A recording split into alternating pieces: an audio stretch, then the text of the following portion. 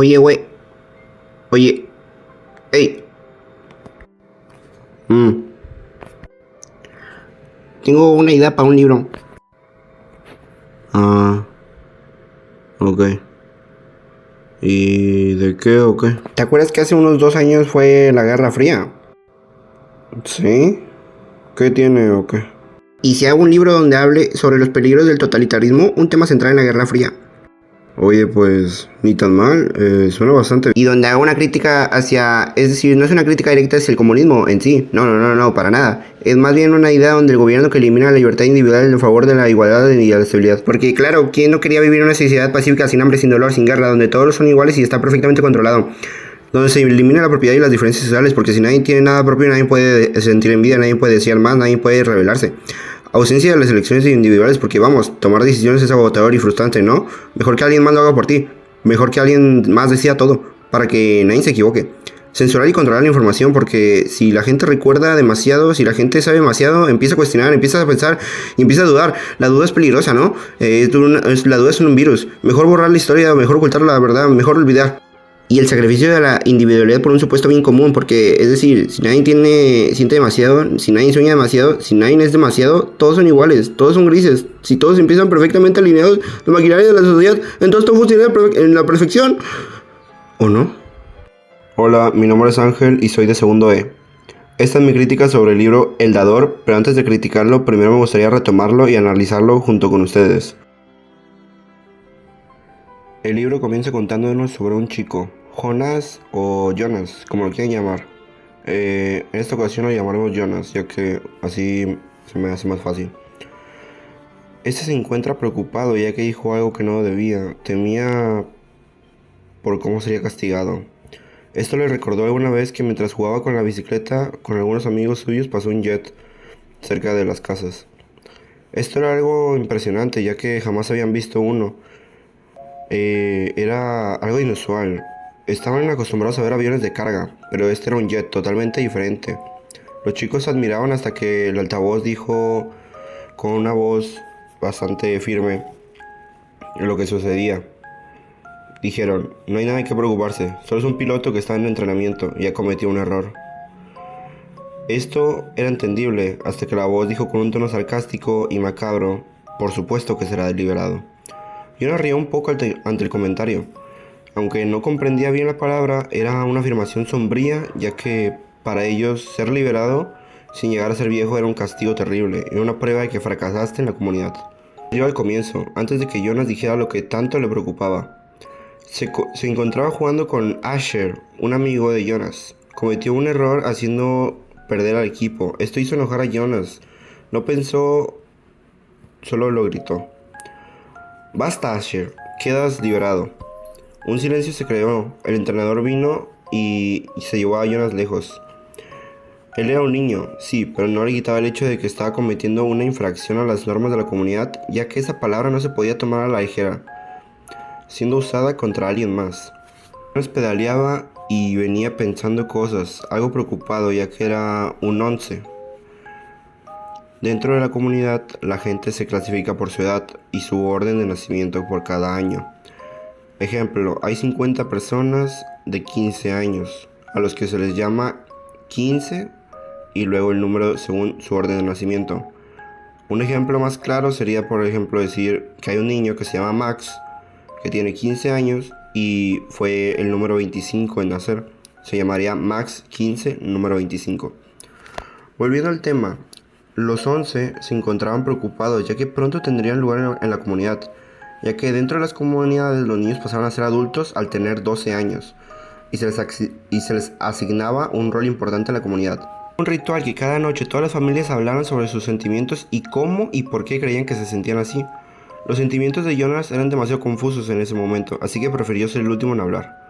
Cada miembro de la familia habló. Primero fue la hermanita, quien solo estaba molesta, pero le ayudaron a entender sus emociones y resolverlo. La madre compartió sus sentimientos y luego fue el turno del padre, el cual comentó que estaba preocupado, ya que su rol era ser cuidador y criaba de los niños de la comunidad, hasta que fuese hora de ser asignados a una familia. Pero justo había un niño que estaba tardando en desarrollarse, No podía dormir bien, por lo que merecía un trato especial, y el comité estaba empezando en hablar sobre liberarlo. Pero aquí es donde nos ponemos a analizar un poco. En lo que va de la historia se nos ha hablado que la palabra y la acción de liberar tiene un gran impacto en la comunidad. Se dice que cuando se libera a alguien es enviado a otra comunidad a donde envían a los ancianos y a la gente que comete errores. Para deshacerse de un bebé simplemente que no pudo desarrollarse normalmente, es una culpa del bebé. ¿Qué significaba realmente ser liberado? Esto es algo que vamos a ver más adelante. Así que prosigamos. El padre de Jonas comentó que planea traer al bebé a casa, así podría dedicarle más tiempo y que no tenga que ser liberado. Pero no podría criarlo para siempre, las reglas eran simples, solo un niño y una niña por familia, no más, no menos. Al ser el turno de Jonas, este confesó que tenía una gran inquietud por la ceremonia de los 12. Los padres le hablaron en privado y le dieron un poco de ánimos, ya que no había nada de qué preocuparse, ya que pocas veces había decepciones en la ceremonia y si había una se podía apelar. Es decir que si no te gustaba el rol que se te asignó, puedes apelar por uno nuevo, si creías que eso no iba con tus convicciones o habilidades. Esto calmó un poco a Jonas, pero ahora tenía otra preocupación. Su amigo Asher no sabía qué rol le podrían dar. Era muy gracioso, pero nunca tuvo un interés serio. Esto no le preocupaba al padre, ya que él decía que los ancianos conocían muy bien a Asher y sabrían qué rol darle. Al día siguiente llegó el padre de Jonas con el bebé del que habló el día anterior. Su nombre era Gabriel. Ambos niños se acercaron al bebé. Gabriel tenía los ojos muy claros, al igual que Jonas, por lo que asimilaron que tal vez ambos eran de la misma madre biológica, ya que en la comunidad había poca gente con los ojos de ese color. Todo estaba bien hasta que Lily, la hermanita de Jonas, comentó: creo que los bebés son hermosos. Espero que cuando sea una 12 me asignen a ser madre biológica. Esto enfureció a la madre. Mencionó que esa asignación carecía de honor. Solo 3 años son madres biológicas y las llenan de ocio. Después son desechadas y se convierten en obreras, donde trabajan hasta llegar a viejas. Ella mencionó esto repugnada y ofendida, pero ¿por qué? ¿Por qué un rol tan importante como el de proveer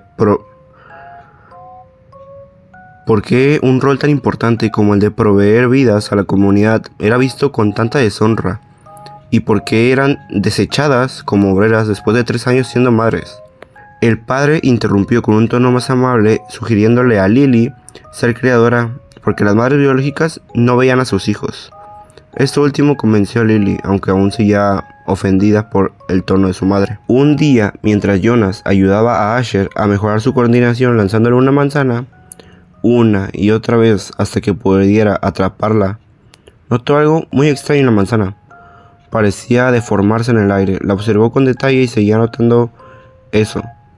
Le preguntó a Asher si notaba algún cambio en la manzana, pero este no lograba comprender nada. Jonas tomó la manzana al terminar y se la llevó a casa, algo que estaba prohibido en la comunidad. No podían llevarse comida de los comedores a sus casas. Él sabía bien esto, pero decidió tomar el riesgo para en su casa observar la manzana. Pero no hallaba nada esta vez, no notaba nada raro. Solo que los altavoces empezaron a sonar reclamando que alguien se había llevado algo a casa, pero no mencionaron su nombre, ya que esto sería una falta de respeto. Él sabía que obviamente estaban hablando de él. A la mañana siguiente se dirigió a casa de los viejos, donde realizaría sus horas de servicio, junto a Asher y Fiona, una amiga de ellos. La recepcionista le comentó que tuvieron una liberación esta mañana. Eso retrasó un poco la actividad. Él se dirigió a la sala de baños donde estaban Asher y Fiona. Él se dirigió con una señora mayor llamada Larissa y la ayudó a meterse a la ducha. Jonas ayudaba a la señora lavándola. La desnudez también era algo en contra de las reglas, pero no aplicaba para los ancianos y los bebés. La anciana mencionó: esta mañana celebramos la liberación de Roberto. Fue maravilloso. Jonas conocía a Roberto, decía que era un hombre interesante. Larissa preguntó algo importante: ¿qué pasa cuando liberan a alguien? ¿A dónde va? ¿Qué le pasa exactamente a Roberto? Esto dejó pensando a Jonas, pero solo respondió que no lo sabía, que no creía que nadie lo supiera, a no ser que fuera alguien del comité. Al día siguiente, Jonas se levantó pensativo. Él nunca soñaba nada, pero esta vez sí soñó algo. El ritual donde sus familias hablaban todas las mañanas sobre sus sueños, él lo comentó. Su sueño fue en la sala de baños, en la casa de ancianos, pero en vez de ver varias tinas, solo había una, y estaba solo con Fiona. Él no traía su bata y se sentía en la necesidad de lavar a Fiona. Lo describió como deseo. Su madre le explicó que eso era excitación y que parte de las reglas de la comunidad era tratarla, por lo que le dio un frasco de pastillas que regularían sus hormonas. El padre de Jonas le comentó que el comité solo le dio un año a Gabriel para que se compusiera, y de no ser así, sería liberado. El tan esperado día llegó. La ceremonia estaba por empezar. Asher se notaba preocupado. Cada 11, cada número, Asher era el 4 y Jonas el 19. Iban pasando uno por uno hasta que pasó Asher y fue asignado como director de recreo. Una especie de entrenador o profesor de educación física, supongo. Los 11 seguían pasando hasta que terminó el número 18. Jonas estaba acomodando su bata, preparándose para levantarse, a ver qué le habían asignado, hasta que... Número 20. Un silencio se hizo en la ceremonia, pero prosiguieron. ¿Me saltó?, se cuestionaba Jonas. Él no entendía qué pasaba. Varios murmuraban y preguntaban qué sucedía. La ceremonia continuó y al acabar, la anciana jefa anunció a Jonas. Se disculpó por dejar a la gente intrigada y por hacer esperar a Jonas. Le pidió que subiera al escenario. Jonas había sido seleccionado para ser el receptor de recuerdos. Esto será importante, así que no lo olviden. Ese solo sería el comienzo del declive, ya que a partir de ahora la historia tendrá un cambio muy drástico. La anciana empezó a mencionar las cualidades que tenía Jonas para ser el receptor: inteligencia, integridad y valentía. Ella advirtió que eso incluiría mucho dolor físico, pero a cambio ganaría sabiduría. Jonas no se sentía digno ni capaz de tener un papel tan importante. Aunque no lo conocía, esto la atemorizaba. Tal vez se equivocaba, no creo que yo sea el adecuado. No creo, mencionó Jonas. A lo que, muy seria, respondió la anciana jefa. Se te entrenará para que seas nuestro próximo receptor. Gracias por tu infancia. Se dio la vuelta y se fue, dejando a Jonas ahí. Jonas, un poco aturdido por todo, se fue a dormir a su cama. Y antes de dormir, abrió la carpeta donde estaban las reglas. Entre ellas, estaba prohibido hablar sobre su entrenamiento y sus sueños. También quedaba exento de las reglas, algo muy inusual. No tenía permitido solicitar la liberación, lo cual era muy raro, ya que se rumoreaba que se podía solicitar una liberación, pero hace mucho tiempo nadie había pedido ser liberado y se le permitía mentir, algo que estaba muy mal visto, prohibido en la comunidad.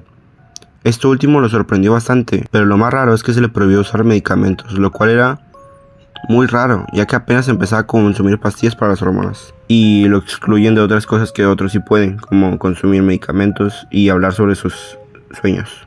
Mentir está prohibido, hasta hacerlo de forma expresiva. Jonas recuerda que alguna vez dijo que moría de hambre, porque no había comido, y un adulto le gritó y lo regañó, ya que realmente no moría de hambre, solo estaba haciendo una expresión, pero esto contaba como mentira. Al día siguiente fue a sus entrenamientos junto con Fiona, ya que las prácticas eran en el mismo edificio, pero en diferentes secciones.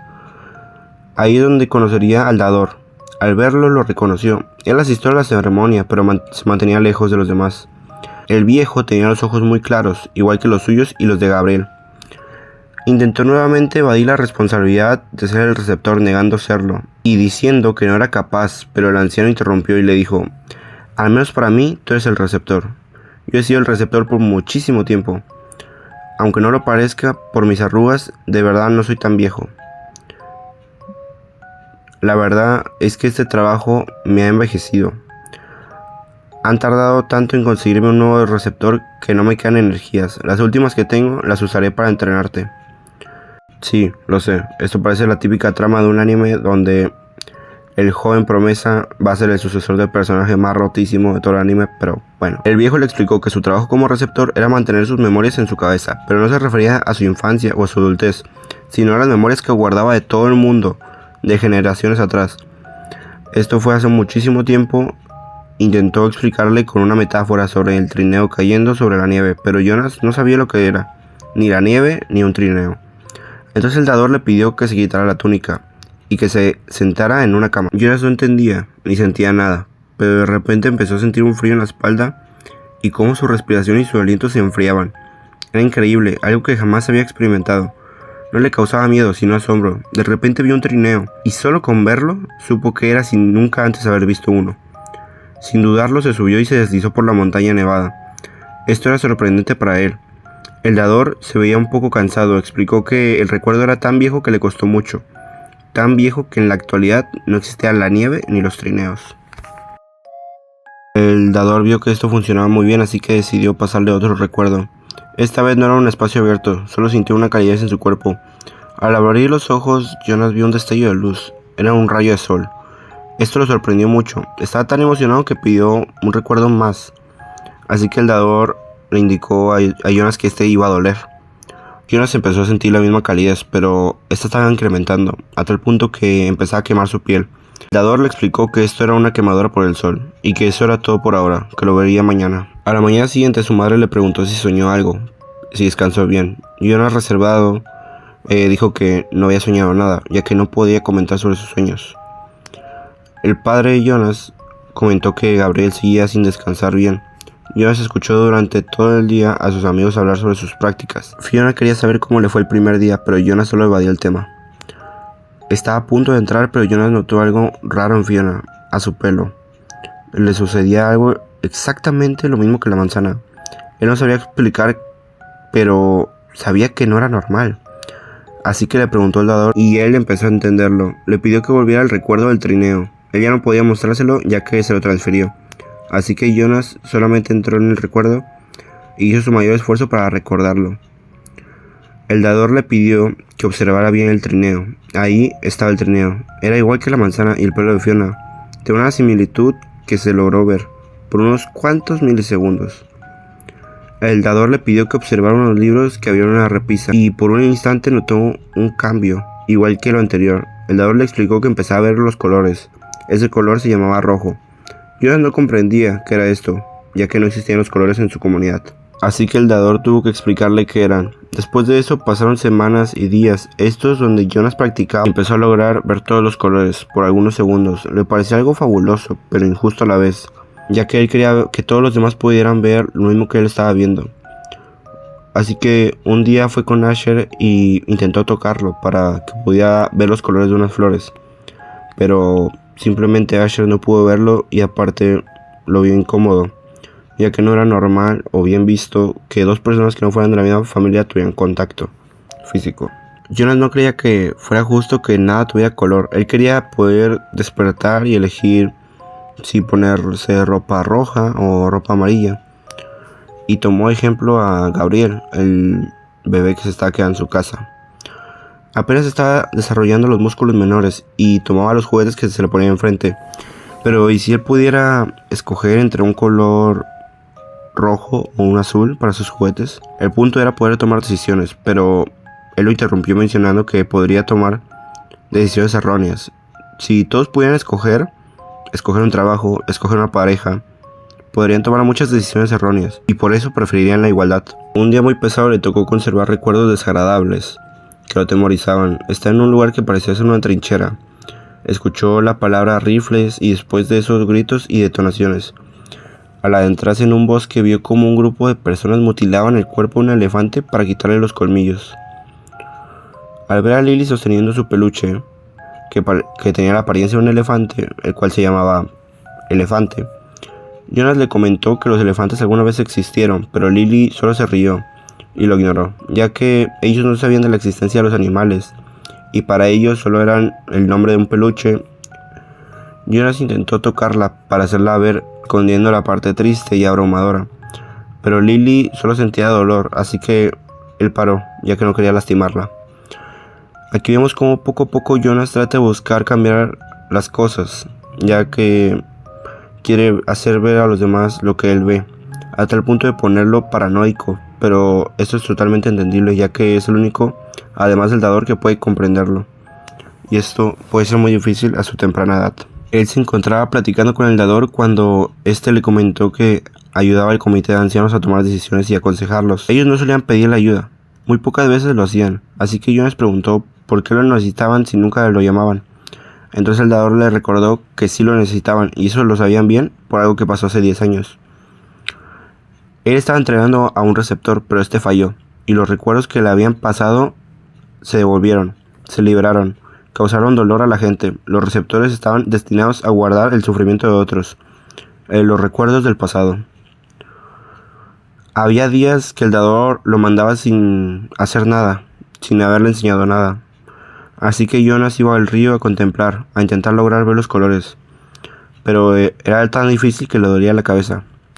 Intentaba ver el azul del cielo y recordaba el destello del sol al punto de poder llegar a sentir la calidez, solo recordándolo y viendo el cielo. Al día siguiente, él le preguntó al dador qué le causaba dolor, ya que recordó que le advirtieron que sentiría mucho dolor físico, pero a cambio de esto sería más sabio.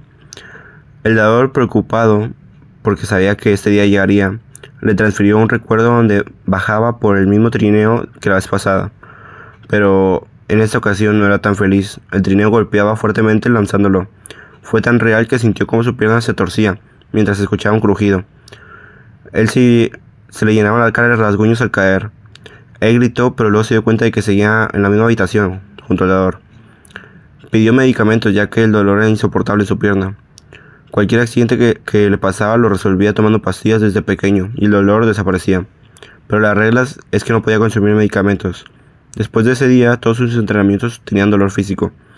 Una noche decidió que él cuidaría a Gabriel. Su desarrollo había mejorado bastante. Gabriel despertó por la noche haciendo que Jonas tuviera que cargarlo.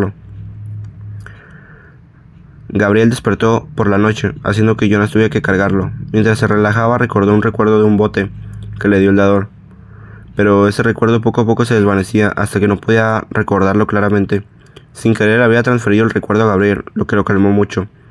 Decidió que no le contaría esto al dador. Mientras entraba al anexo, ahí vio al dador bastante agotado y adolorido. Él se acercó y pidió que le transfiriera el dolor. Y así fue.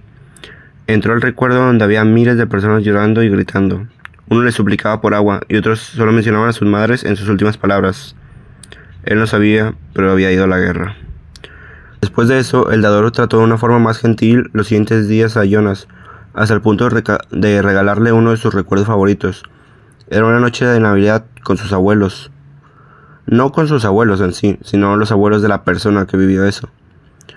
Volvió a casa un poco más tranquilo. Su padre le comentó que habían nacido unos gemelos. No podía haber dos personas igual en la comunidad, así que uno de ellos tendría que ser liberado. Eso sería una decisión la cual no le gustaría tomar. Al día siguiente se declaró que era día libre. Nadie tendría que ir a servicio, ni ir a la escuela, ni trabajar. Así que Jonas fue a buscar a Asher, quien estaba jugando con unos onces, un juego de pistolas imaginarias. Él sin querer entró en medio del campo, y ahí también estaba Fiona. Todo iba bien hasta que un once le apuntó a Jonas y hizo un sonido de disparo. Esto lo transportó en un trance donde no se podía mover. Solo podía recordar aquel recuerdo de la guerra. Sentía que estaba ahí otra vez. Era como si le hubieran quedado lagunas mentales de algún trauma que no era suyo. Después de este suceso, al día siguiente Jonas se volvió a ver con el dador. Este quiso hablar un poco sobre la liberación. El dador dijo que ni él ni Jonas podían solicitarla. Siempre había sido una regla para el dador. No podía pedir una liberación. Pero hace 10 años no lo era para los receptores. El dador explicó que hace 10 años hubo una receptora, la cual se llamaba Rosemary, la cual fracasó. A la quinta semana de ser receptora pidió ser liberada. Sus recuerdos se perdieron, volviendo a las personas y causando dolor. Esto dejó en duda a Jonas. Si ella tenía 5 semanas y su liberación ocasionó un caos, ¿qué pasaría si él cayera al río como le pasó a un chico de la comunidad hace mucho y se perdiera sus recuerdos de un año entero? ¿Esto provocaría algo en la comunidad? O si al dador le pasara algo, ¿qué provocaría en la comunidad? ¿Quieres ver una liberación? Eres el receptor. Tenemos derecho a ver las liberaciones, le dijo el dador a Jonas. Este aceptó. Le pusieron la grabación de ese mismo día, la liberación de uno de los dos gemelos. En el video Jonas vio a su padre. Pesó a ambos bebés y, como era esperado, uno de ellos pesaba más que el otro, lo que significaba mejor salud y mejor desarrollo. Se llevaron al bebé más pesado y a otro se quedó con el padre. Este sacó una jeringa que llenó con un líquido de un frasco y la inyectó. El bebé solo se quejó un poco y poco a poco fue liberando la tensión de su cuerpo. Jonas reconoció que el bebé tomaba la postura que tomaba la gente cuando moría en su recuerdo. Nadie en la comunidad comprendía lo que era la muerte, solo él y el dador. Jonas quedó perplejo. No quería volver a casa, no quería escapar, no quería ver estas situaciones. No era culpa de las personas, ellas no conocían el significado de la muerte. Jonas le pidió al dador que escaparan de todo esto. Él ya no podía, no quería tener que seguir viviendo en este lugar. donde nadie lo comprendía ni entendía su dolor. El dador se negó, dijo que no podía abandonar la comunidad, pero si así lo deseaba, él lo ayudaría a escapar. Fingirían su muerte, pasaron toda la noche planeándolo, hasta que llegó el día. Lo realizarían el mismo día de la ceremonia de diciembre. Jonas le pidió una última vez que fuera con él, pero el dador se negó. No podía abandonar la comunidad ni dejarlos desamparados. Además, cuando todo esto terminara, él quería ir a visitar a una persona, a su hija. Esto último sorprendió a Jonas, ya que él no sabía que el dador tenía una hija. Sabía que tenía esposa, pero no hija. Así que, por cortesía, preguntó el nombre de la hija, a lo que el dador respondió con una voz muy triste. Su nombre era Rosemary. Aquí nos enteramos que Rosemary, la receptora anterior que pidió ser liberada, era nada más y nada menos que la hija del dador. Y lo más probable es que Rosemary ni siquiera sabía lo que era realmente la liberación, y la inyectaron, haciéndola morir. Esto lo descubriría el dador, ya que tendría acceso a las cámaras de la liberación. Al día siguiente por la mañana, Jonas se preparó. Desayunaba junto a su familia mientras pensaba en lo que haría. Su padre interrumpió comentando que este sería el último día de Gabriel en la casa. Esto porque lo liberarían. Esto Jonas no lo podía permitir, así que tomó la bicicleta de 2 asientos y se lo robó. Salió kilómetros, racionaba su comida y bebía agua de los arroyos para sobrevivir. Dormía todo el día y pedaleaba toda la noche, ya que así era más seguro. Después del primer día se empezaron a desplegar aviones. Lo estaban buscando. Las personas no podían reconocer desde la altura, ya que no identificaban bien los colores. Pero los aviones tenían sensores térmicos, así que un avión se acercaba, él se escondía entre los arbustos y le transmitía a Gabriel un recuerdo frío, para que así los dos estuvieran fríos y no pudieran detectarlos. Mientras más días pasaban y más lejos llegaban, los aviones dejaban de seguirlos hasta el día que no llegó ni uno solo.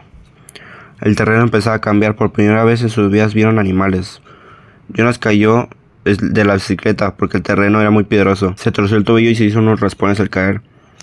Él se lavó las heridas en una cascada, donde también pudo intentar pescar, ya que sus raciones se habían agotado. Solo pudo capturar 2 peces, los cuales tuvieron que comer crudos. Jonas pedaleaba con esperanzas de encontrar algo más. El cansancio era fuerte y moría de hambre. Mientras lo hacía recordaba la vez que lo regañaron por decir que moría de hambre. Era la primera vez que realmente moría de hambre.